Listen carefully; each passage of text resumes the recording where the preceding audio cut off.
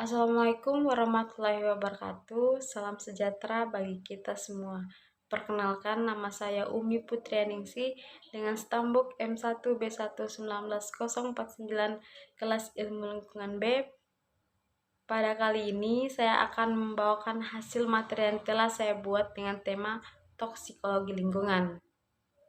Mungkin saya langsung pada materi.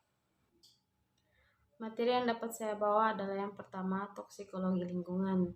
Sejak manusia pertama kali berkumpul di desa dan memanfaatkan api merupakan awal terjadinya penurunan kualitas lingkungan oleh manusia. Masalah semakin serius akibat dari dampak pertambahan populasi secara eksponensial dan meningkatnya industrialisasi masyarakat. Penurunan kualitas lingkungan mungkin melalui perubahan kimiawi, fisika, dan biologis dalam lingkungan melalui modifikasi atau perancunan terhadap sifat fisik dan perilaku biologis udara, air, tanah, makanan, dan limbah karena dipengaruhi oleh pertanian, industri, dan kegiatan sosial manusia. Secara nyata bahwa kegiatan manusia akan terus berlanjut memerlukan jumlah bahan bakar yang bertambah. Bahkan kimia industri, pupuk, pestisida, dan produk lainnya yang telah berhitung serta industri akan terus berlanjut menghasilkan produk limbah. Gas cair yang akan sangat cepat terdistribusi menuju udara atau atmosfer. Selanjutnya akan terlarutkan oleh bibit-bibit air dan terbawa kembali ke bumi bersama hujan. Selanjutnya, masalah-masalah yang akan menantang toksikologi lingkungan adalah tugas yang rumit dalam pencarian akibat dari pengaruh terhadap individu organisme dalam lingkungan dan sebaliknya disebabkan pengaruh perubahan ekologis yang dialami oleh individu. Pendekatan terhadap tugas ini didasarkan pada hubungan timbal balik struktural dan fungsional yang ada di antaranya masing-masing tingkatan organisme biologis. Hubungan ini termasuk juga penentuan hubungan antara pengaruh yang ditunjukkan oleh organisme pada tindakan makromolekul atau selular sebagai tanggapan pokok dari organisme di lingkungan tersebut. Dalam penelitian pengaruh toksikologi pada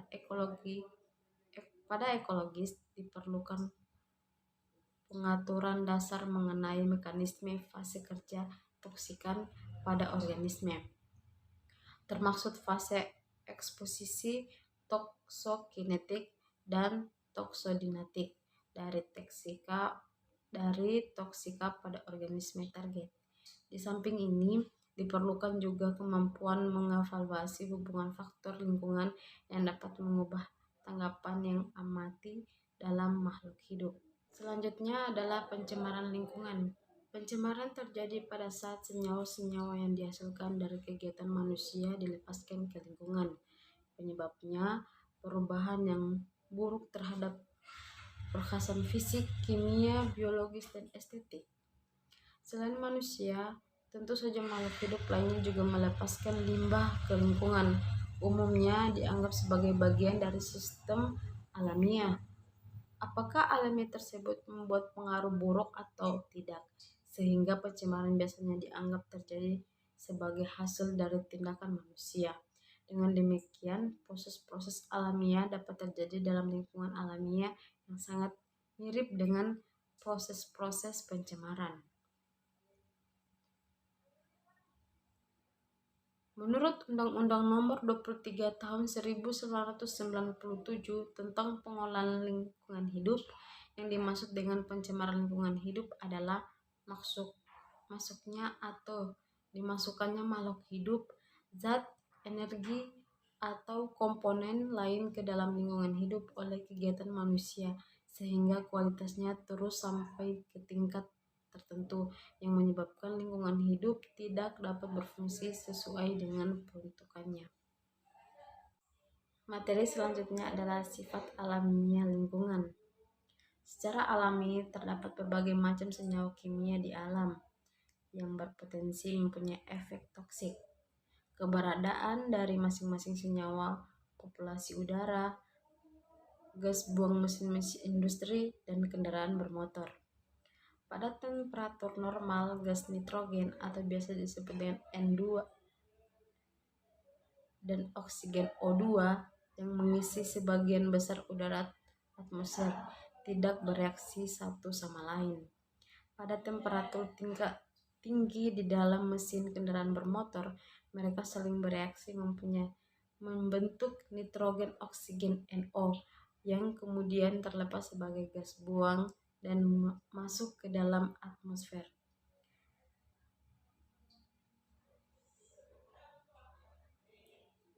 Segera setelah berada di atmosfer, nitrogen oksida bereaksi dengan oksigen untuk membentuk nitrogen dioksida NO2, suatu gas berwarna coklat kekuningan dengan bau tidak enak dan menyesakkan.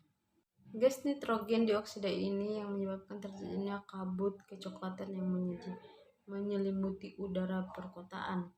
Biasanya gas NO2 tetap berada di udara atmosfer sekitar selama 3 hari. Sejumlah kecil dari NO2 dapat bereaksi dengan uap air membentuk asam nitrat yang kemudian dapat mengalami presipitasi dan tersapu dari udara atmosfer melalui hujan.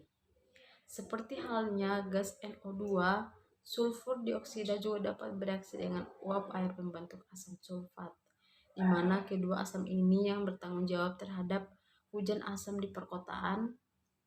Asam nitrat di atmosfer dapat juga bereaksi dengan amonia di udara membentuk partikel dari amonium nitrat yang secara berkala juga jauh ke permukaan bumi dan tersapu di atmosfer oleh hujan.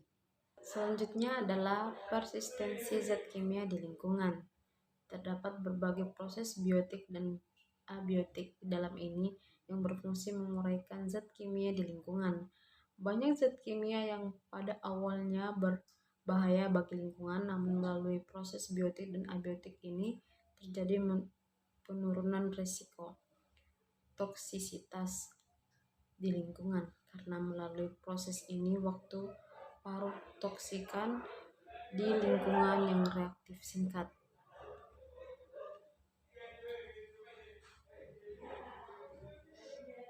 Penguraian zat kimia di lingkungan berlangsung melalui dua proses, yaitu sebagai berikut. Yang pertama adalah degradasi biotik dan degradasi biotik. Selanjutnya adalah proses bioakumulasi. Sifat-sifat fisika kimia yang mempengaruhi pada proses absorpsi, distribusi, dan eliminasi xenobiotika dalam tubuh organisme telah juga diuraikan panjang lebar. Salah satu konsekuensi dari pelepasan dan penyebaran substansi pencemaran di lingkungan adalah penangkapan, uptake, dan penimbunan dan makhluk hidup mengikuti alur rangkai makanan. Penangkapan atau penyerapan substansi pencemar sebagai besar melalui proses difusi pasif, di mana lipofilatis zat kimia memegang peranan penting pada proses ini. Pengambilan dan retensi pencemar oleh makhluk hidup mengakibatkan peningkatan konsentrasi penumpukan yang dapat memiliki pengaruh yang merugikan. Retensi suatu pencemar tergantung pada waktu paruh biologis substansi pencemar. Pencemaran udara. Pencemaran udara umumnya dapat diartikan sebagai udara yang mengandung satu atau lebih bahan kimia dalam konsentrasi yang cukup tinggi untuk dapat menyebabkan gangguan atau bahaya terhadap manusia, binatang, tumbuh-tumbuhan, dan harta benda. Polutan udara dapat dikelompokkan ke dalam kelompok, yaitu polutan udara primer dan polutan udara sekunder. Yang dimaksud dengan polutan udara primer adalah suatu bahan kimia yang ditambahkan langsung ke udara yang menyebabkan konsentrasi meningkat dan membahayakan. Pencemaran udara primer dapat berubah komponen udara alamiah seperti karbondioksida yang meningkatkan jumlahnya sampai ke atas konsentrasi normalnya, atau suatu yang tidak biasanya terdapat di udara seperti senyawa timbal Pb. Sedangkan polutan udara sekunder adalah senyawa kimia berbahaya yang terbentuk di atmosfer melalui reaksi kimia, di antaranya berbagai komponen di udara. Contohnya, pencemaran sekunder adalah kabut fotokimia. Menurut Kusnoputronto, pada tahun 1996, pengelompokan polutan di udara menjadi beberapa komponen besar, yaitu karbondioksida, CO dan CO2. Yang kedua, sulfur oksida, SO2 atau SO3. Yang ketiga, nitrogen oksida, N2O, NO dan NO2. Yang keempat, hidrokarbon, metan, CH4, butan, C4H10, dan benzen, C6H6. Kelima, kebisingan. Keenam, oksigen fotokimia, ozon pan, dan berbagai senyawa aldehid. Nya adalah sulfur dioksidasi dan hujan asam. Sulfur dioksidasi SO2 yang dihasilkan akibat pembakaran bahan bakar fosil di udara akan bereaksi dengan uap air dan oksigen menghasilkan asam sulfat. Dengan rumus 2SO2 tambah H2O tambah O2 sama dengan H2SO4. Reaksi pembentukan asam sulfat dipengaruhi oleh tingkat kelembapan udara dan dikatalisis oleh garam, mangan, dan besi. Di atmosfer, karbon dioksida 0,03% dalam keseimbangan dengan air berbagai presipitasi menghasilkan pH sekitar 5,7. Seperti sulfuraksida, nitrogenoksida dapat bereaksi dengan uap air dan oksigen membentuk asam nitrat dan nitrit. Hujan asam dipengaruhi pada penurunan pH daerah perairan. pH perairan yang rendah mengakibatkan pelepasan logam-logam toksis yang memungkinkan diserap oleh sedium atau biota perairan. Pelepasan logam-logam toksis ini dapat juga dipengaruhi pada ekosistem alamiah perairan. Selanjutnya, polusi udara dan kesehatan. Polusi udara dapat memberi gangguan pada kesehatan dari iritasi mata dan sakit kepala sampai asma, bronkitis, emfisema, dan kanker paru-paru. Efek polusi udara dapat dibagi menjadi 4 komponen, yaitu yang pertama, efek jangka pendek atau akut terhadap saluran pernapasan. Yang kedua, efek jangka panjang atau kronik terhadap saluran pernapasan. Yang ketiga, kanker paru-paru. Dan yang keempat adalah efek terhadap bukan saluran pernapasan. Selanjutnya adalah pestisida.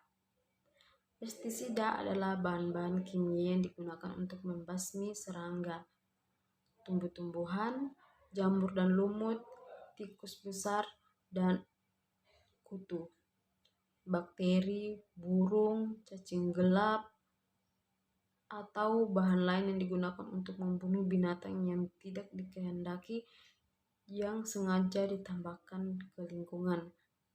Dampak lingkungan dipengaruhi pestisida berbagai dengan sifat mendasar yang penting terhadap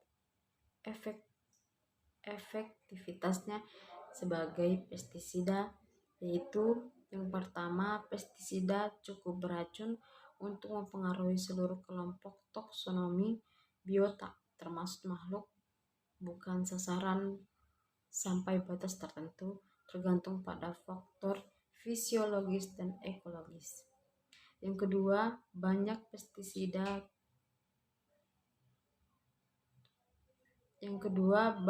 pestisida tahan terhadap degradasi lingkungan sehingga mereka dapat tahan dalam